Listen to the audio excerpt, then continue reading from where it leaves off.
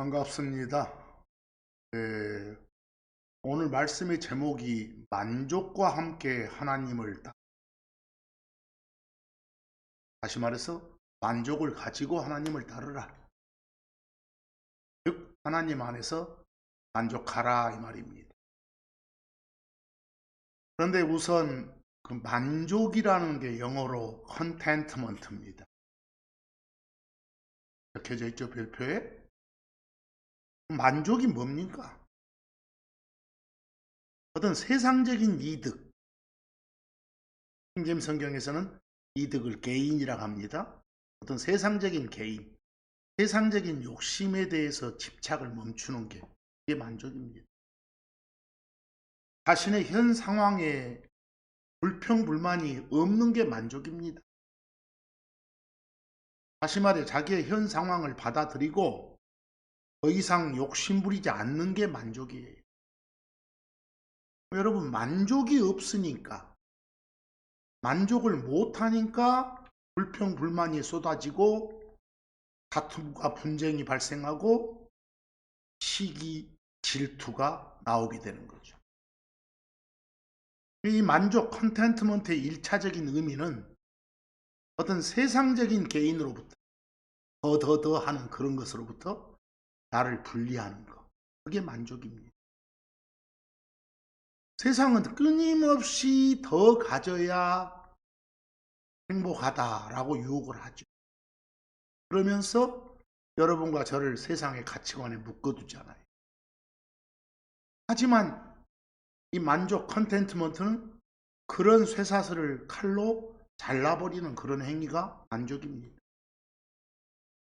다시 말해서 세상적인 이득이 채워져야 만족하겠다는 그런 마음의 작동 방식을 중단시키는 게 이게 만족이에요. 그래서 바울 사도를 통해서 주시는 하나님의 명령의 말씀이 바로 빌립보서 2장 14절이죠. 모든 일들을 불평들 그리고 다툼들 없이 행하라 라고 되어 있습니다. 불평불만하지 말고 가진 것에 만족하라 이 말이죠. 불평불만이 쏟아지다 보면 다투고 분쟁하게 되고 시기 질투하게 되니까 그러지 말고 살아라. 만족하라 이 말입니다. 근데 이 명령 주신 이유가 빌립보서 2장 15절에 나와 있습니다. 왜? 크리스천이니까.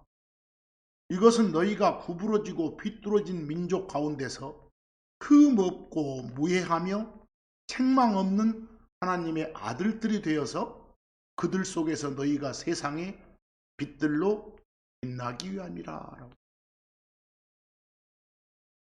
본되는 삶을 살고 오라고. 그래서 디모데전서 6장 8절에 가면 바울 사도가 뭐라 합니까? 그러므로 먹을 것과 입을 것이 있으면 그것들로 자, 더 하지 말자. 이 말씀을 좀 더 확장해 보면 자기 자신의 현 상황을 받아들이고 더 이상 욕심부리지 않고 사는 것. 즉, 자기의 현 상황에 대해서 만족해 하면서 사는 것. 이것에 더해서 만약 하나님 뜻대로 산다면, 하나님 따르는 삶을 끌어간다면 그거야말로 금상첨화의 삶이겠죠. 요즘 그 젊은 사람들 말로 만족과 함께 하나님을 따르는 게 큰 이득, 개이득이다 이런 말 쓰죠. 왜? 더 하는 욕심을 잘라내고 하나님의 뜻대로 사는 거니까. 디모데전서 6장 5에서 6절 보면 조금 말이 어렵습니다. 거기 생각들이 부패하고 진리가 결핍되어 이득이 하나님을 따르는 것이라고 가정하는 사람들의 비뚤어진 논쟁들이 있나니 그런 자들로부터 네 자신을 철수시키라 라고 되어 있습니다. 그리고 6절 가보면 하지만 만족과 함께 하나님을 따르는 것이 큰 이득이니라. 거기에 그 있는 영어 개인이 바로 뭐 이득이나 유익 정도로 막 보태지는 그런 느낌을 받는 그런 단어입니다. 5절 말씀 보세요. 진리가 없고 생각이 부패한 자들의 특징이 뭐라고 돼 있어요? 그런 자들은 어떤 생각을 하고 있다고 돼 있습니까? 이득이, 유익이 하나님을 따르는 것이라고 가정한다는 거예요. 그 말은 이득은 하나님을 따르는 것이 아니다 이 말이죠. 그렇죠? 그러니까 물질적이고 세속적인 어떤 이득, 눈에 보이고 손에 잡히고 그 숫자로 계산되는 그런 이득, 막 돈 벌리는 거, 이게 하나님의 뜻이구나라는 이 이상한 논리에 빠질 위험성이 있다는 걸 지금 경고하고 있는 겁니다. 결과적으로 더 많이 가졌음에도 불구하고 만족 못하고 계속 늘 타인하고 비교하면서 불평 불만에 쌓이고 시기 질투에 쌓이고 다툼과 분쟁에 시달리게 되거든요. 근데 지금 이런 자들은 5절에 있는 이런 자들은 어떤 생각을 하고 있는 거예요? 돈 많이 벌었다. 개인했다. 사업이 성공했다. 높은 자리에 올라갔다. 그러니까 저 사람은 하나님 잘 따르는 사람이네. 하나님께 복 받은 사람이네. 이건 아니란 소리입니다. 바울은 그런 논리가 부패한 자들의 생각이라고 단언하고 있죠. 그래서 6절에 가서 뭐라고 합니까? 이 만족과 함께 하나님을 따르는 것이 큰 이득이니라 라는 문장이 있죠.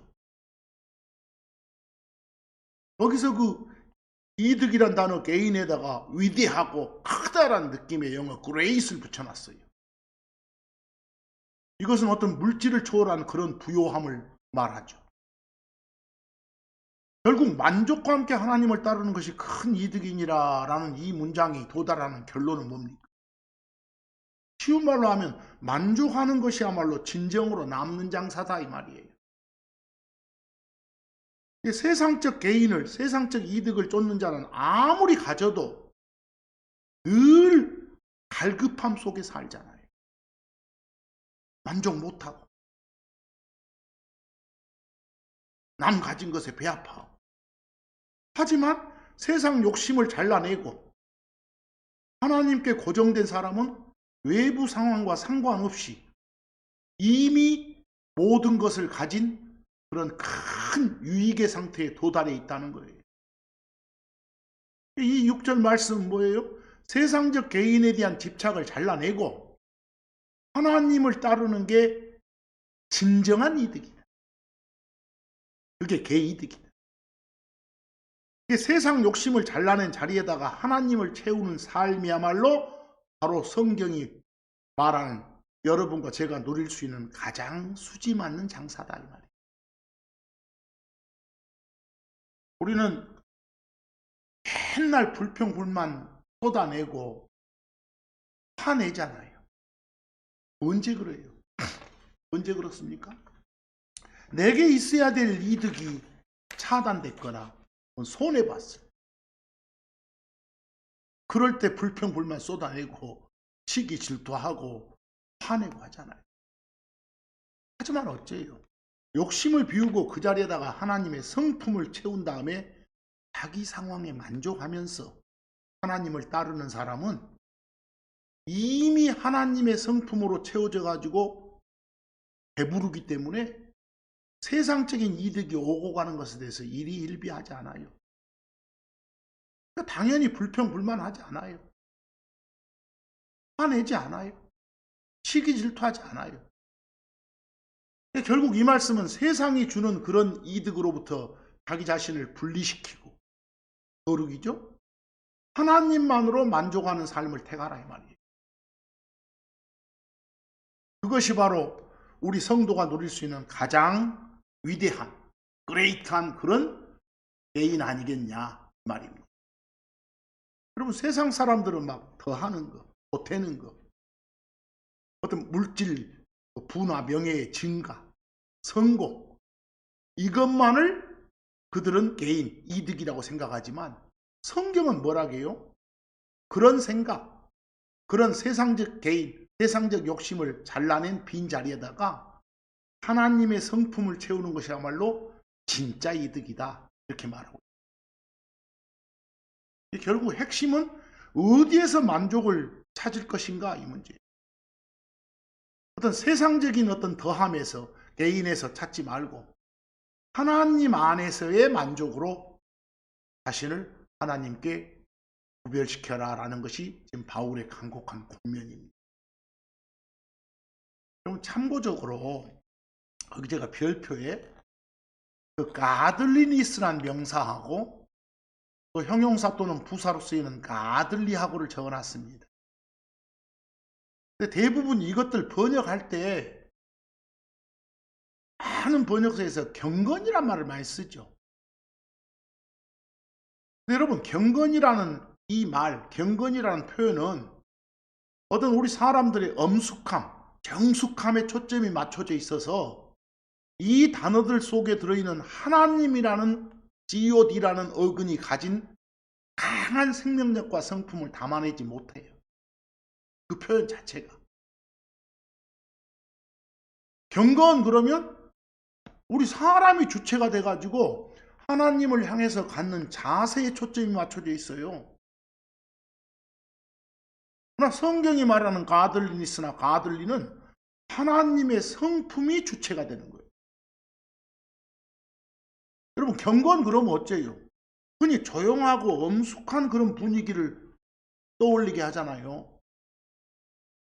하지만 성경이 말하는 가들리니스는 하나님의 능력이 우리 삶에 나타나는 그런 역동성을 포함하는 거예요. 앞으로 가들리니스나 가들리가 나오면 거기에 하나님이란 이 어근을 살려서 상황에 맞게 번역하고 이해를 하셔야 돼요.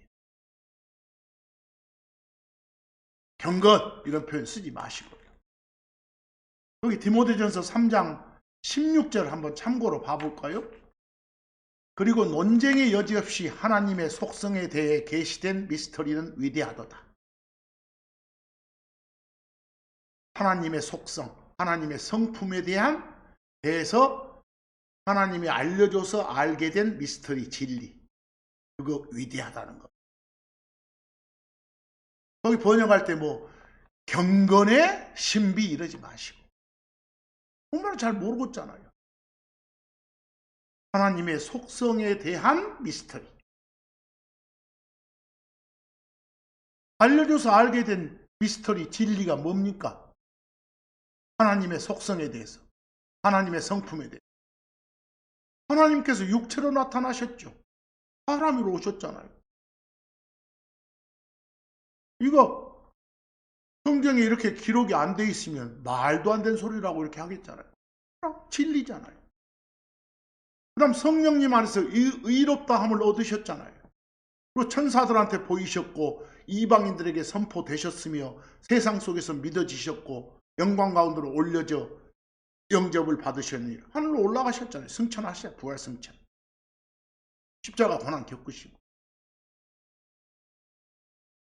이게 바로 우리가 섬기는 하나님의 속성에 관한 진리예요. 경건에 대한 신비가 아니라. 또 한 가지 디모데후서 3장 12절 보면 여기에 가들리라는 부사가 나와요. 그것도 경건하게 이러지 마시고 여기에 어근인 god 하나님을 살려서 번역하세요. 참으로 그리스도 예수님 안에서 하나님의 성품을 따라 이러든지 하나님의 뜻대로라고 하든지 가들리는 그렇게 살고자 하는 모든 자는 박해를 받을 거예요. 우리가 이 세상 크리스천으로 살면서 하나님 뜻대로 살고자 하면 어떤 물질적인 부가 축적된다고 하나요? 오히려 박해받는다고 하잖아요. 비난받고.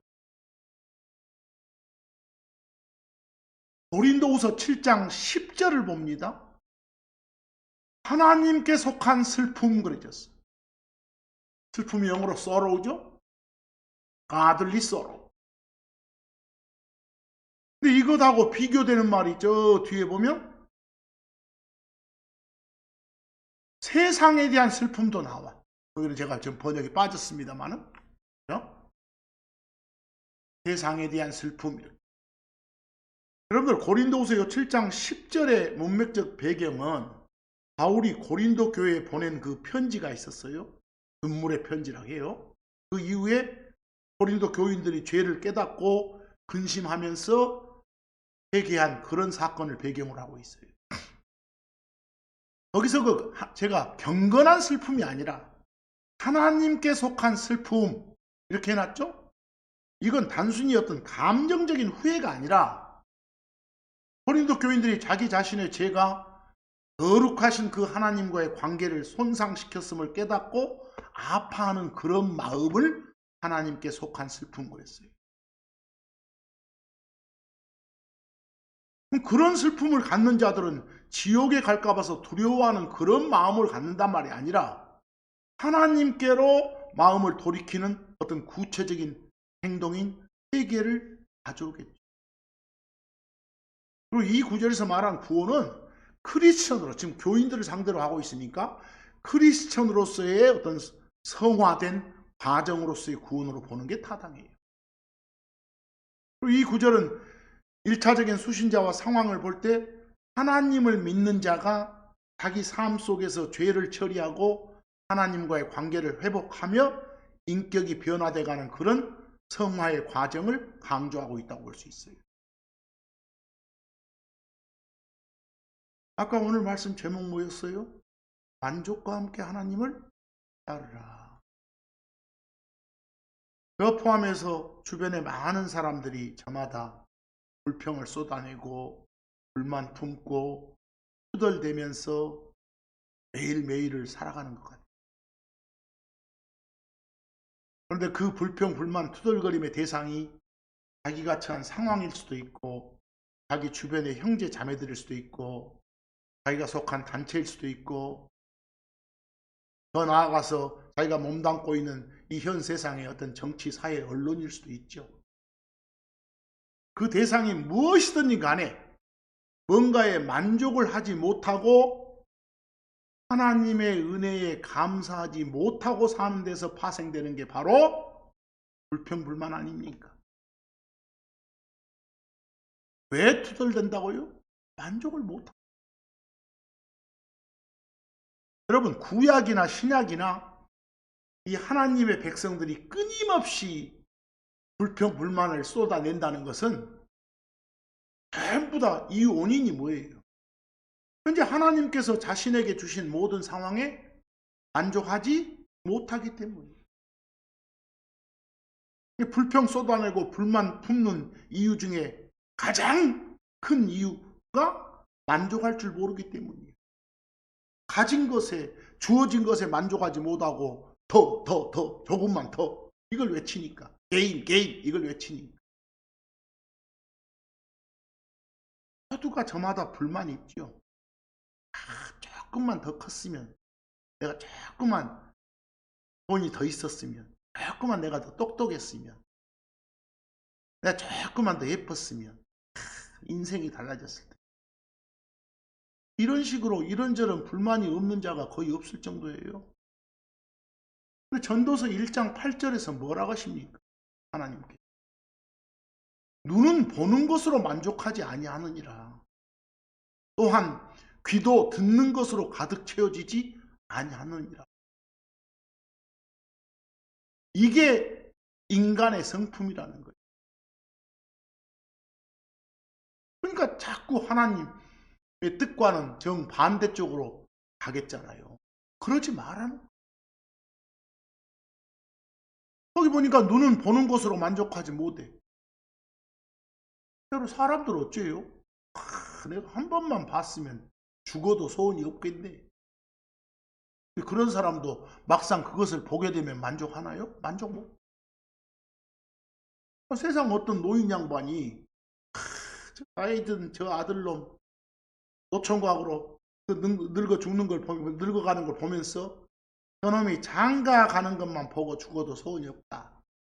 이렇게 하다가도 막상 그 아들이 장가를 딱 들자마자 이제 손주 낳는 걸 보고 죽었으면 좋겠다. 그렇게 하잖아. 뭐 손주 태어나면 어째? 손주가 커서 이제 대학 가는 걸 보고 죽었으면 소원이 없겠다. 이런 식으로 한다. 뭘 한 번만 보기만 하면 족하다고 했다가도 막상 그 일을 보게 되면 어째요? 금방 마음이 바뀌고 말이 바뀌고. 그래서 그런 말을 성경은 눈은 보는 것으로 만족하지 못하는 이라고 하는 거예요.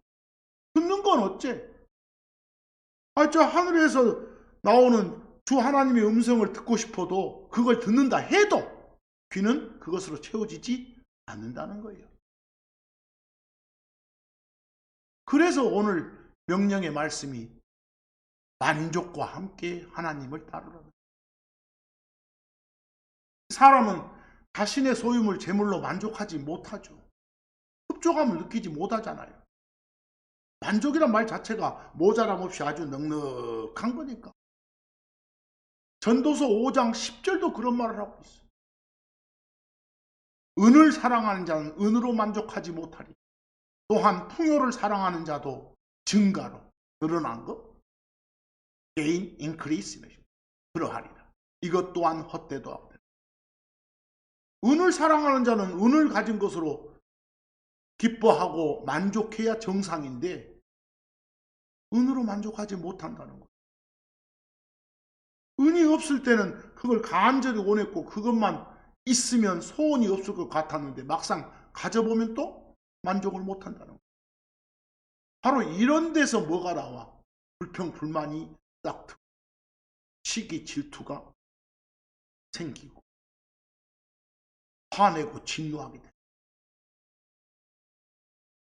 이런 말씀들은 여기 계신 여러분들이 마음에 새겨두고 반복해서 읊조리면서 묵상해요. 히브리서 13장 5절 가면 우리가 가진 것들로 만족하라게.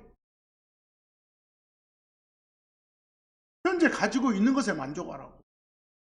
이 말씀에 동의하기가 쉽지 않아 사람들. 그러나 하나님께서는 우리가 가진 것들로 만족하라고 명령하시잖아요. 그 이유가 뭡니까? 그 이유는 하나님이 언제나 항상 여러분과 저와 함께 하시니까. 필요가 생기면 또 주실 테니까. 그래서 명령하시는 거예요. 너희가 가진 그런 것들로 만족하라고. 이 말은 결국 탐욕이란 그런 우상을 피하고 제거하는 가장 확실한 해결책이 되는 거예요. 오늘 드린 이 만족은 탐욕을 이기는, 불만을 없애는 가장 쉽고 단순한 방법이에요. 히브리서 13장 5절 보세요. 너희의 행실에 탐욕이 없게 하라. 그리고 너희가 가진 그러한 것들로 만족하라. 왜? 이는 그분께서 내가 결코 너를 떠나지 아니하리라. 또한 너를 버리지도 아니하리라라고 말씀하셨기 때문이라. 채워주시니까. 여러분과 제가 섬기는 하나님은 여러분과 제게 필요한 것들을 공급해 주시오. 우리는 갖지 않는 것에 욕심을 내고 구하고 얻으려고 발버둥 칠 필요가 없어. 말 그대로 먹을 것 입을 것 있으면 끝이요. 반복하지만 더 이상의 필요가 생기면 결코 우리를 떠나지 않고 버리지 아니하시겠다고 약속 주신 하나님이 공급해 주시오. 지난 몇 주 전에 한번 봤던 그 아굴이란 사람의 기도문, 잠언 30장 8에서 9절 한번 봅시다. 기도 내용이 뭔가? 정말 만족감 가지고 살아야 돼. 불평 불만 안 쏟아지게 해달라고.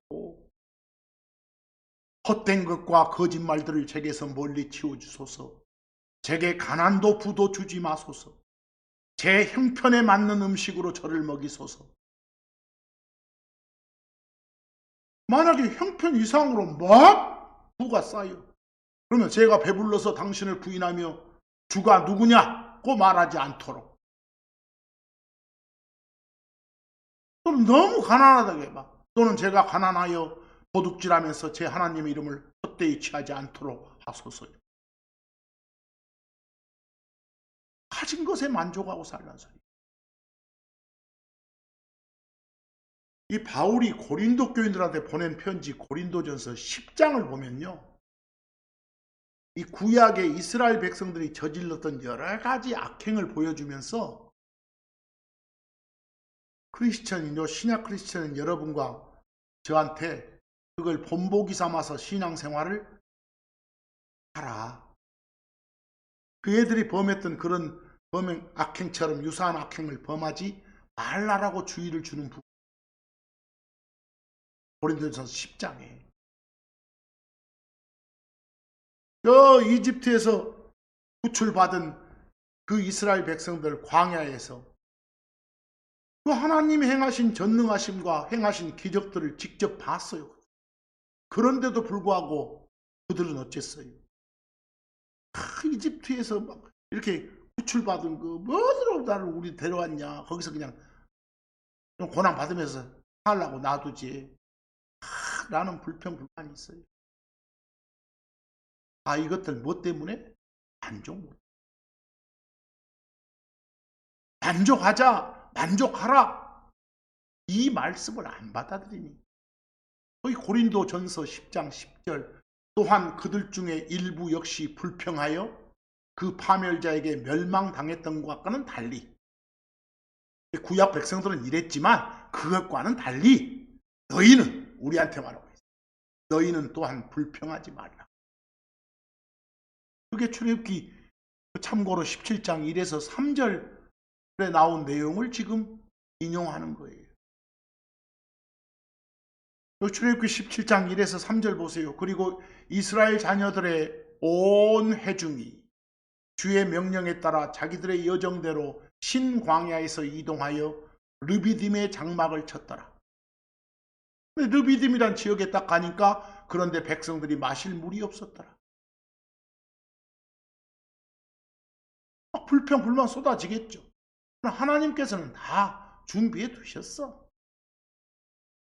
목말라 죽지 않게. 2절 그러므로 백성들이 모세를 힐책하며 말했더라. 우리에게 우리가 마실 수 있는 물을 달라. 그러자 모세가 그들에게 말했더라. 너희는 어찌하여 나를 힐책하느냐? 너희는 어찌하여 주를 시험하느냐? 주를 못 믿고 있는 거예요. 3절 그리고 백성들이 거기에서 물에 목말랐더라. 그러자 백성들이 모세에게 불평하며 말했더라. 당신이 이집트에서 우리를 데리고 올라와서 우리와 우리 자녀들 그리고 우리 가축들을 목말라 죽게 하다니 이게 어찌 된 것인가? 다 예비해 두신지도 모르고. 이처럼 광야 백성들은 모세와 아론한테 끊임없이 불평했어.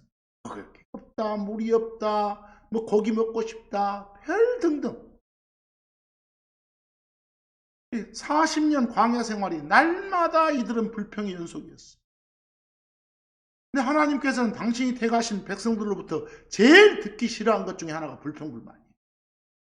만족 못하는 거. 하나님한테 불평하는 것은 물론이고 백성들 자기 자신들끼리 막 서로 불평하는 것도 싫어하시고 하나님은 진노하시고. 다시 말해서 하나님께서는 불평불만 쏟아내는 걸 기뻐하지 않으신다니까요. 그 민수기 11장 1절에 그 말이 나와. 불평하지 말고 살라게. 민수기 11장 1절 그리고 백성이 불평했을 때 그것이 주를 하나님을 불쾌하게 하였더라. 싫어하시잖아. 만족 못하니까. 그리고 주께서 그것을 들으셨고 그분의 분노가 타오르게 되었다. 뭘 하신다니까? 그러자 주의 불이 그들 가운데서 타올라 그 진영의 맨 끝부분에 있는 자들을 살랐더라. 태웠더라고. 태워 죽이고. 만족 못하고 불평불만 쏟아내고 하니까. 레위기 19장 18절도 보세요. 너는 보복하지 말지니라. 또한 네 백성의 자녀들에게 어떤 불만도 품지 말지니라. 서로 간에도 불평불만 쏟아내지 말라고. 서로에게 만족하며 살라고. 오히려 너는 네 이웃을 너 자신과 같이 사랑할지니라. 나는 주니라 라고. 민수기 14장 2절 그리고 이스라엘의 모든 자손들이 모세에게 그리고 아론에게 불평했더라. 왜 불평해? 만족 못하니까. 그리고 온 회중이 그들에게 모세와 아론에게 말했더라. 우리가 이집트 땅에서 죽는 것이 하나님의 원하심인가? 아니면 우리가 이 광야에서 죽는 것이 하나님의 원하심인가? 막 따지고 들어. 그들 가진 것에 만족 못하니까. 역사적으로 보면 이스라엘은 이런 불평으로 인해서 엄청난 대가를 치렀어. 그들은 모세와 아론한테 불평했고 하나님께 불평했고 서로 불평했어. 이런 것들을 교훈 삼아서 우리는 우리끼리도 불평 불만이 없어야 돼. 서로 만족하면서 살아야 돼. 이 시대 크리스찬인 여러분한테도 야고보서 5장 9절 보면 같은 명령을 주고 계시잖아. 불평 불만하지 말라고. 만족하라고. 그 덧붙여주는 말씀 한번 봐봐. 야고보서 5장 9절에 그리스도의 심판상에서 여러분과 저를 심판할 심판자가 지금 곧 오신다는 소리예요. 거의 다 오셨다는 소리예요. 문만 열면 만나. 문 앞에 서 계신다는 소리예요. 이런 말씀을 마음에 심고 사는 크리스천은 형제 자매들에 대해서 불평, 불만이 없어지는 거예요. 지금 바로 문 앞에 주 하나님께서 예수님이 서 있다면 우리가 모여서 뭘 하겠어? 감히 다투고 싸우겠어? 심판자이신 주 하나님이 문 앞에 서 있다는 그런 임박한 대림신앙을 소유한 크리스천들은 결코 형제 자매들을 원망하거나 물어뜯고 험담하지 못할 거예요. 무섭고 두려운 일이 되니까. 심판자이신 예수님이 문 앞에 서 계시는데 성도들이 서로 원망하고 싸우는 것은 심판자를 물러보는 거지. 이건 신성모독이요. 야고보서 5장 9절 보세요. 형제 자매들아 너희가 정죄받지 아니하도록 서로에게 불평하지 말라. 서로에게 만족과 함께 살자고. 그래서 불평 불만은 뭐든지 성에 안 차는 거예요. 그래서 나오는 거예요. 이거 큰 죄예요. 만족 못하는 데서 나오는 거라니까. 하나님의 은혜에 감사하지 않는 마음에서 오는 거예요. 여러분들 지금 가지고 있는 것에 대해서 만족하십니까? 감사하십니까? 이 불평 불만이 쏟아져 나오는 이유 중에 또 하나가 뭐겠어? 감사할 줄 모르니까 그래. 감사의 마음이 없으니까 불만이 쌓이고 불평이 쏟아져 나오는 것이요. 그래서 명령하시잖아요. 모든 일에서 감사하라고. 데살로니가전서 5장 18절 가보면 일꾼들이 수입이 많을 때만 감사한 것이 아니고 수입이 없을 때나 손해 볼 때도 감사하라는 거예요. 모든 일에서 감사하라니까. 몸이 건강할 때뿐만 아니라 다쳤을 때나 아팠을 때도 감사하라는 말이에요. 말 그대로 모든 일이란 것은 힘든 일, 슬픈 일, 고통스러운 일, 원치 않는 일 다 포함되는 거예요. 불평, 불만이 터질 수밖에 없는 그런 일들이 성경이 말하는 다 모든 일에 다 포함되는 거예요. 감사할 줄 모르겠잖아, 그러다 보면. 그래서 우리가 감사하면서 사는 것은, 만족하며 사는 것은 행복의 근원이라니까. 우리 마음의 치료제예요. 감사에 대한 어떤 명언들 수백 개 외우고 있다고 해도 성경이 뭐라고 말하는지 모르면 소용없는 거예요. 성경은 감사를 뭐라게? 하나님 뜻이라게. 하나님 명령이라고 하고. 데살로니가서 5장 18절 모든 일에서 감사하라. 이런 마음으로 살아야 만족과 함께 하나님을 따르는 삶이죠. 이는 모든 일에 감사란 이 명령은 이것이 그리스도 예수님 안에서 너희에 대한 하나님의 뜻이기 때문에 이 모든 일에서 주 하나님을 생각하면 모든 일에서 감사할 수 있어. 성경은 뭐라게? 모든 일이 선을 향해서 함께 일하고 있다. 작용하고 있다. 결국에는 뭘 이루어 주신다? 선을 이루어 주시는 주 하나님 생각하면 모든 일에 감사하게 돼. 그 마음이 있어야 만족하고 있다는 게 증명되는 거예요. 로마서 8장 28절에 뭐라고 합니까? 모든 일들이, 내가 당하는 굳은 일도, 고난 고통도, 좋은 것만이 아니라 다 선을 위해 함께 작용하는, 결국은 하나님이 다 좋게 해주시고, 모든 필요를 공급하시는 주 하나님의 은혜를 알면 모든 부족, 궁핍한 가운데서도 만족하고 감사드릴 수 있는 거예요. 마지막으로 빌립보서 4장 19절에 어쩌신다게? 하나님께서 너희의 모든 필요를 채우시리라. 필요한 거 다 주신다니까. 필요한 거, 내가 원하는 거 다 준다고 말이 아니에요. 꼭 필요한 건 주신다고.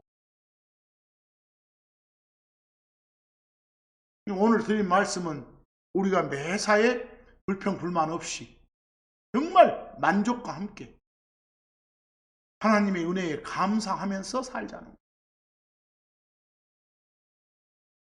그래서 오늘 말씀의 제목을 만족과 함께 하나님을 따르라 라고 했던 거예요. 결국 짧은 이 말씀 가지고도 우리가 이렇게 살아야 되겠구나, 이걸 마음에 새기면서 이번 한 주간도 하나님 뜻대로 사는 여러분과 제가 되기를 간절히 바랍니다. 맨 앞에 있던 구절, 디모데전서 6장 8절, 먹을 것하고 입을 것 있으면 그것들로 뭐 하자고? 만족하자고. 그리고 아까 뭐 있었습니까? 디모데전서 6장 5절하고 6절에서 핵심 말씀이 뭐였어요? 그 못된 놈들은, 하나님 뜻도 모르고 떠들고 자빠지는 놈들은 이득이 하나님을 따르는 거라고 생각하잖아. 더 하는 건 하나님 따르는 것이 아닌데, 진짜는 뭐라겠어? 만족과 함께 만족하면서 하나님을 따르는 것, 이게 대이득이다. 큰 이득이 된다. 크게 유익하다. 특히 그 디모데전서 6장 5절과 6절이 여러분들 보는 번역본 같은데 번역이 잘못된 경우들도 있어요. 주어와 보어를 막 바꿔가지고 보어를 주어처럼 번역해 놓은 것. 그런 번역 보지 마시고 거기 있는 자료대로 보시면 돼요. 또한 만족하며 삽시다. 하나님 잘 섬기면서 삽시다. 불평 불만 쏟아내지 맙시다. 항상 감사하며 삽시다. 그게 오늘 말씀의 핵심 주제였습니다. 오늘 말씀 여기서 마칩니다.